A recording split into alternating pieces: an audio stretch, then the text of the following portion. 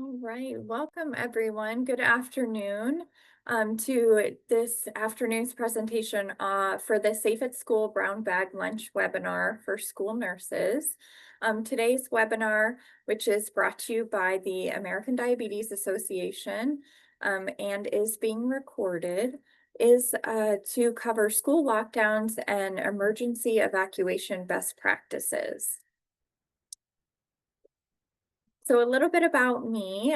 So my name is Jackie McManemin, and I'm a registered nurse and a certified diabetes care and education specialist.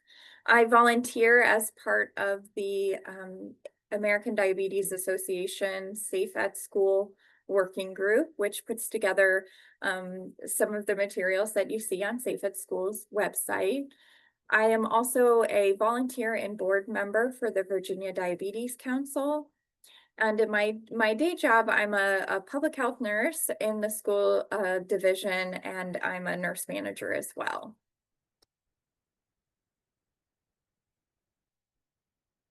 All right, so the objectives for today's presentation are that we are going to be talking about the importance of emergency preparedness for our students with diabetes.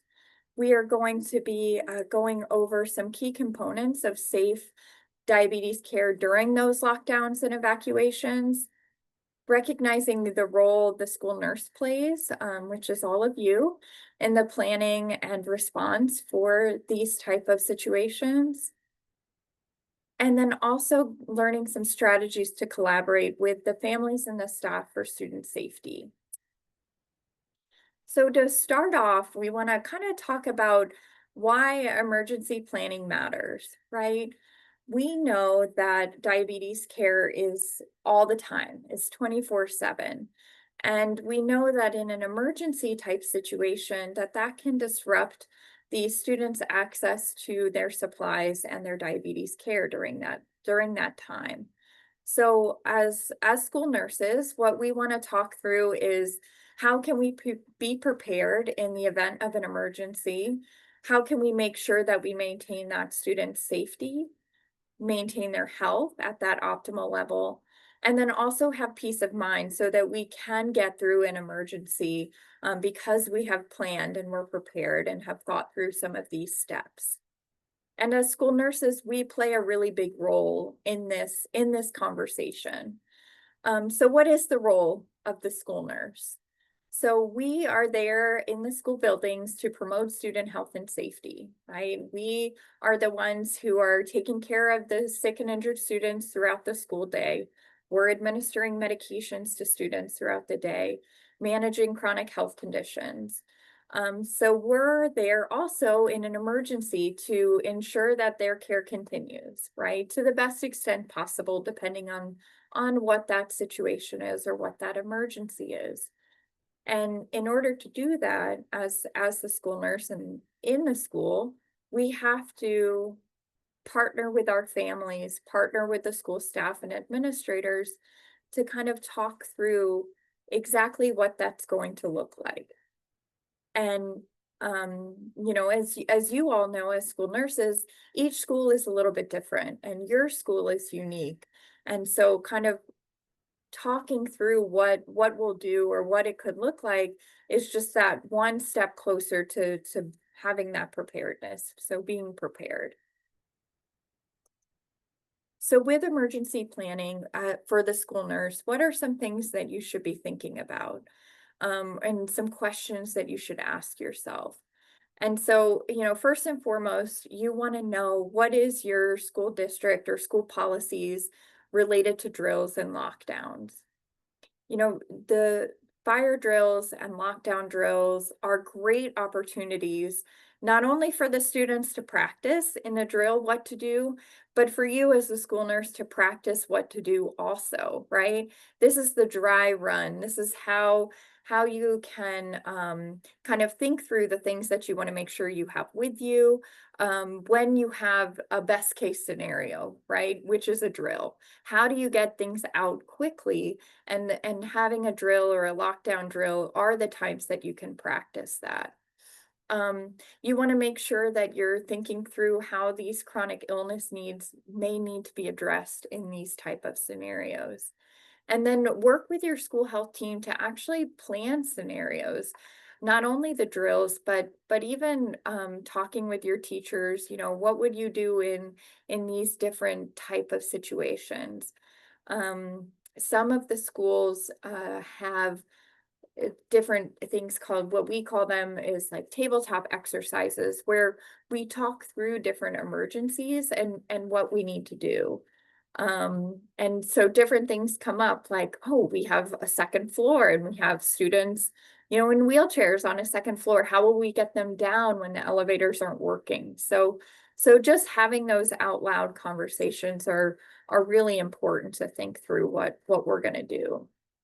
For our students with diabetes, some really important questions, I kind of have bulleted there underneath the red block lettering, but are supplies always accessible? That supply question is a really important question for our students with diabetes. So not necessarily their medications, but what about their other supplies, right? Their ability to test blood sugars, if they're not using CGM, their ability to take a snack, a fast-acting carbohydrate snack to prevent a low glucose. Having all those things readily accessible and potentially on their person is what will really help in these type of emergencies. Now, with emergency planning too, if we're doing an evacuation of the building, will the students will they move to a different location? So if, one school is being evacuated, do they go to the nearest elementary school or the nearest, secondary school or high school? What does that look like in your school district? And all of that should be part of that crisis management planning at your school. What if a student is away from any of their supplies? They're in a restroom, they're in the clinic, which would have all their supplies, or on a playground, for example, and are moved into the nearest classroom. Um, what about those alarms and alerts? What are we going to do if they're going off? And then again, the backup supplies. How will we access those potentially? And some supplies may not be able to be accessed depending on the emergency. And so those are kind of the important questions to be asking yourselves. And how can we be prepared so that the student has that accessibility to the best extent possible? So how should we kind of start those conversations? When you're meeting with your families at the beginning of the school year, which now is kind of that perfect time to start having those conversations as we're new into a school year, you want to make sure your students have medical ID bracelets on them.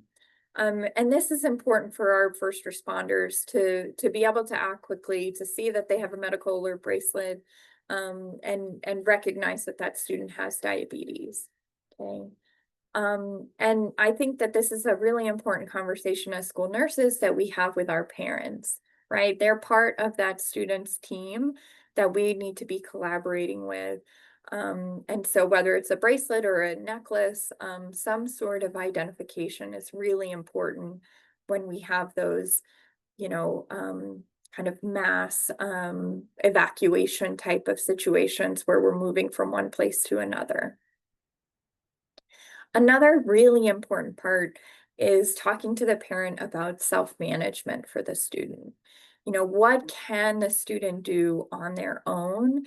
And I think that fast-acting carbohydrate, having the student self-carry that is really essential, particularly for, your school lockdowns or evacuations, right?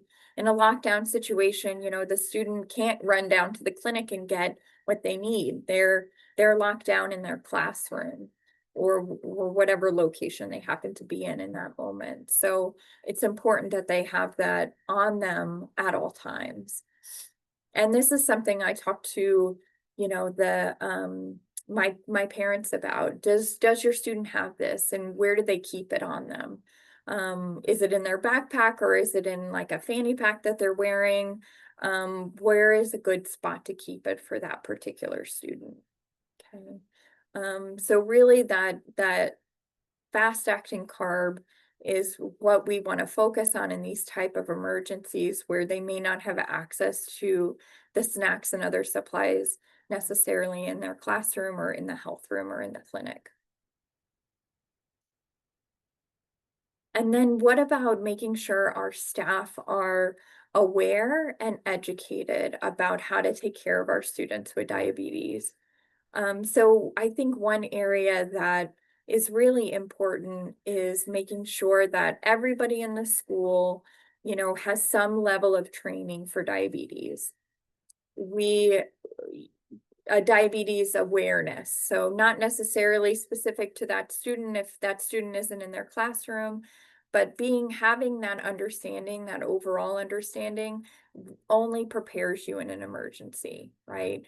Knowing how to recognize those signs and symptoms of hypoglycemia, knowing where the supplies are kept. And this applies to your substitutes too, right? You should have that sub binder, or your school staff should have that substitute folder in their classroom with kids who have chronic health conditions, have healthcare plans, take medication during the school day, so their substitute is aware as well. Okay. So we want to make sure that our staff are prepared because we, the school nurse, may not be in the room in that moment. And so the staff need to know what to do. Okay.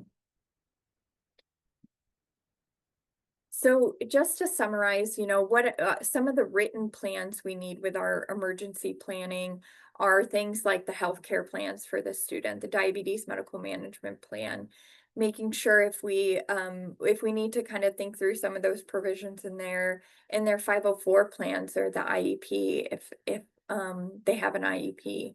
And we want to make sure the plans are practical, clear, and easy to follow.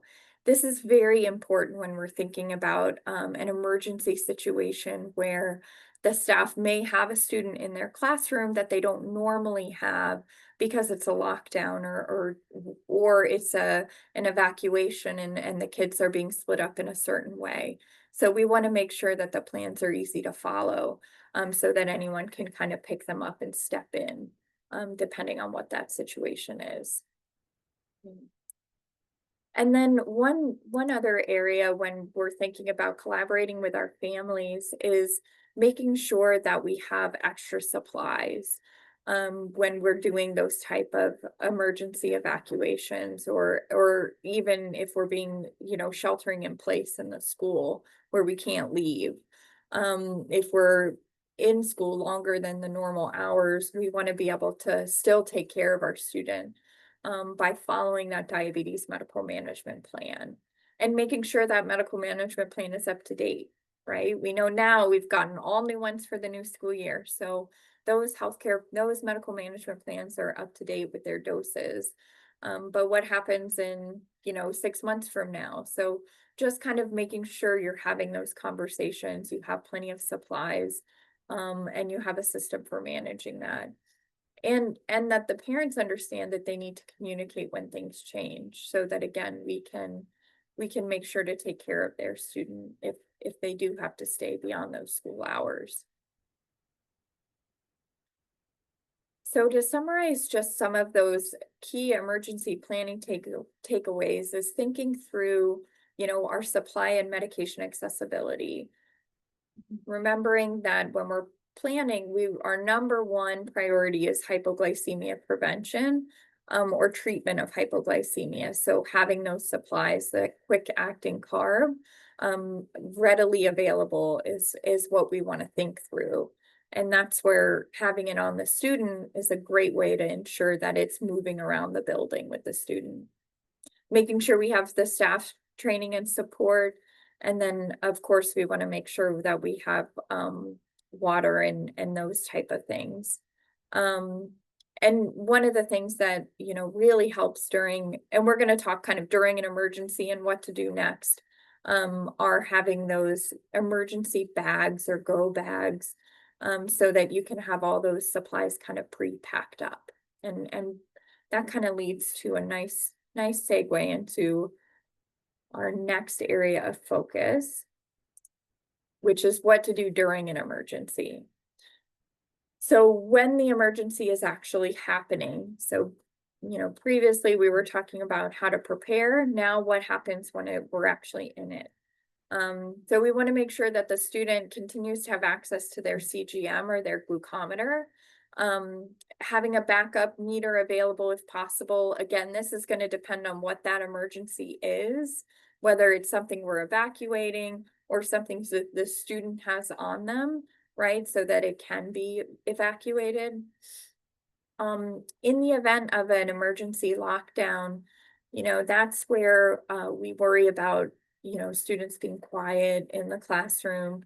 And so having that understanding about how to silence alarms on the student's device is a good idea to kind of talk through with your school staff, how to do it if the student doesn't know how to do it, so that staff can help support the dependent students in that way. Having insulin accessible, again, best practice, sure, but we don't know what that emergency is going to be. And so it may not be accessible. And so, we may need to reduce food intake. We're not necessarily eating during an emergency, so we're not too worried about necessarily dosing insulin. But if we're having to stay in a place for a really long time and we don't have access to food, kind of thinking through what are we going to do for that student? And making sure that the students they can continue wearing their pumps, their CGMs, so that they can continue to receive that medication that they need.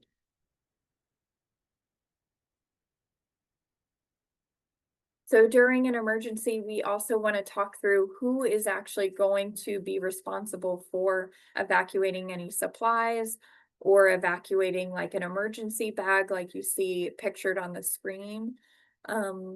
One of the things that I think is really best practice guidance is making sure that you have a bag of supplies packed, ready to go, so that during an emergency or during an evacuation, when you have to leave quickly, that you can grab that bag and go. Because obviously in an emergency type situation, you as the school nurse have to get yourself out too. So how can you do that quickly? And you can have these type of like emergency bags packed. They can have, medications already loaded into them. They can have different, water bottles. They'll have the glucose tablets in them or juice boxes, depending on what your school can stock for you, so that you can quickly grab it and get out, because that's really what's important. And again, make sure your backup systems are portable, right? If you have medications all stored in different places or many different bins for all your students that are large and bulky, you're not going to be able to evacuate everything. So what are our priorities for our students with diabetes? And when you're thinking about an emergency situation, our priority is making sure they have that fast acting carb. Okay, that's really the priority. So to summarize here before we get so that I can leave some time for Q&A, our parents want to make sure that they understand the emergency plans, that we talk through what our emergency plans look like for our students, and then making sure that the student has the supplies that they need, really emphasizing or encouraging that they should have some on them, because again, a student can get locked down anywhere in the building. And that they're partnering with you to review those policies to understand what that's going to look like in the school setting. For you as the school nurse, you want to make sure you have the supplies that you need, that you have trained staff to support you and to support the students, and that you're doing that training with staff and then refreshing them regularly, because as we all know, if you don't do it, you kind of forget how to do it. Encouraging self-management of students when we can and having that backup system in place. And school staff need to be prepared And everyone plays a role in that preparedness, and during an emergency, because they're going to be the ones, in the room, or taking the students to a different location, depending on the situation. And so just to provide some of our resources, again, that diabetes.org/SafeAtSchool has all the Safe at School resources for you. And then we do have a emergency lockdown preparation document that kind of goes over pretty much everything I have presented to you guys today, so that you can have that tangible, document to have that conversation in your individual school districts. And then, of course, as always, our 1-800-diabetes number for you. All right, so now I've left some time for us to go over a few of the any questions that have come in, and I think Crystal is going to help lead us through. Go back to that. Yes. Yes, thank you, Crystal. Thank you, Jackie. One of our attendees wants to know if you're aware of any free medical ID bracelets or jewelry. She'd like to be able to give the med alerts to low income state aid student population. And I had responded that I was not aware of any, but maybe I think it's a great idea. Maybe it's something we could work on, but are you aware of any free bracelets? I'm not aware of any free bracelets. I do know when I was at the pediatric endocrine office here in our area, that was something that we had samples of that we could give to some families. And so maybe checking back with your, local pediatric endocrinology practices to see if they have any. But I think that's something I hadn't thought of having to offer, Crystal, that maybe we can look into a bit more. So thank you for that question. Absolutely. Jackie, it's not always part of the school nurse training and the school personnel training on how to incorporate training on what to do in the event of an emergency lockdown or evacuation. So, how can the school nurses in schools, what's the best way to incorporate this type of training into their curriculum and what they're teaching other school nurses and school personnel? Yeah, I think that this is often something we don't want to talk about, right? We don't want to think through it because it's not going to happen to us. But it's really important to when you're training your school staff members to take care of the students with diabetes, is how do we silence alarms? What do the alarms sound like? Where do I go on the CGM to do that? I think that just incorporating that in the same as when you train for how to check a blood sugar, you're also training for how to do this. I think it's definitely a blind spot, and it was, for our training too, to just kind of talk it through with your school staff and have it incorporated as part of that checklist, because it is so very important. Okay. Thank you. Another question. Aren't there some pump alarms that cannot be silenced? Yes, that's exactly right. And with many of the different pumps, there are alarms for a million different things, right? There's alarms for if your insulin level is, you only have a certain number of units remaining in the pump. There's an alarm for your batteries going low. There's an alarm for everything. And I think that those are the types of questions that you want to have with the family. Even suspending the pump is going to cause an alarm to go off potentially every 5 minutes, depending on the device. So what can we do? And one of the things I think is important to think about is you can turn it off, where you would do a hard turn off. And I think that would be something you would do in more of those extreme type of situations where we need to be quiet and the pump needs to be off. You could turn the pump off.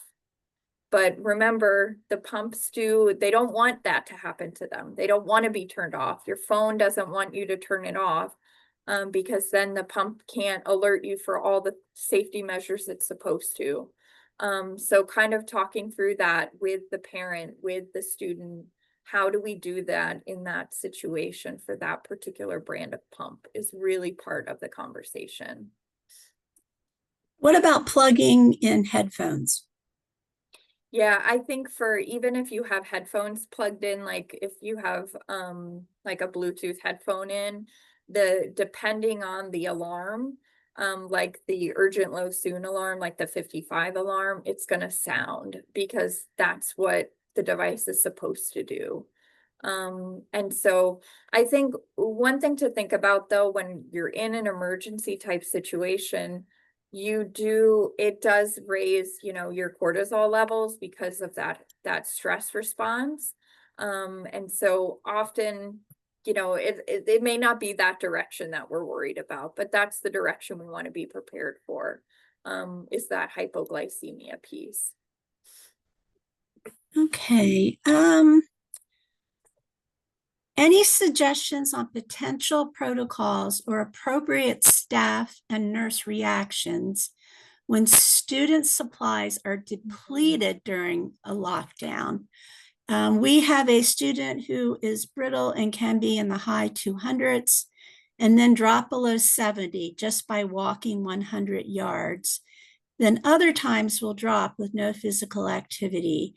This student becomes symptomatic each time blood glucose drops. Yeah, and that's a really good point too. And that may not be as much in a lockdown situation as if you're evacuating to a different site and you have to walk long distances, right? That is where I would really talk to the parent about making sure the student has supplies on them, or if it's hard, if the parent is not always supportive of that, having those extra supplies in like an emergency go bag type situation, that would be a really good idea.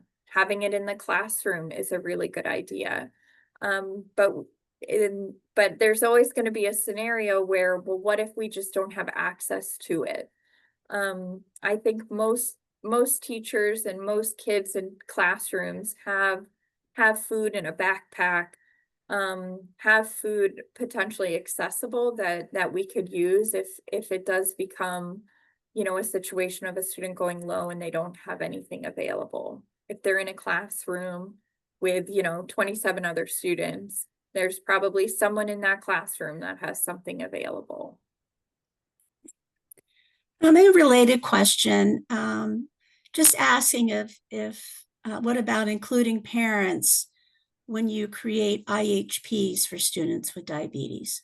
Oh, absolutely. I think the parents should be required to review all of the healthcare plans for a student, because they're part of that process too, right? It's so that they understand how we care for a student in the event of a low, in the event of a high. I think the parent involvement is absolutely essential. And one of the participants has suggested about silencing alarms or pump. Instead of a hard turn off, you could wrap the CGM to muffle the sound. What do you think about that? Yeah, you certainly could. I think being able to not only silence them, but react to them, right? If we have an alarm going off repeatedly and we don't act on it, it's going to keep going off. So if it's going off because it's a low, let's treat the low. For the high alarm, you can turn the high alarm off and then it's off. It's not going to keep going off. It's not like the low. Um, and then just one last question because we're all almost out of time. What are the minimum supplies, equipment, food, carbs that must be taken with you for students with diabetes if you do have to evacuate quickly? What are the minimum supplies?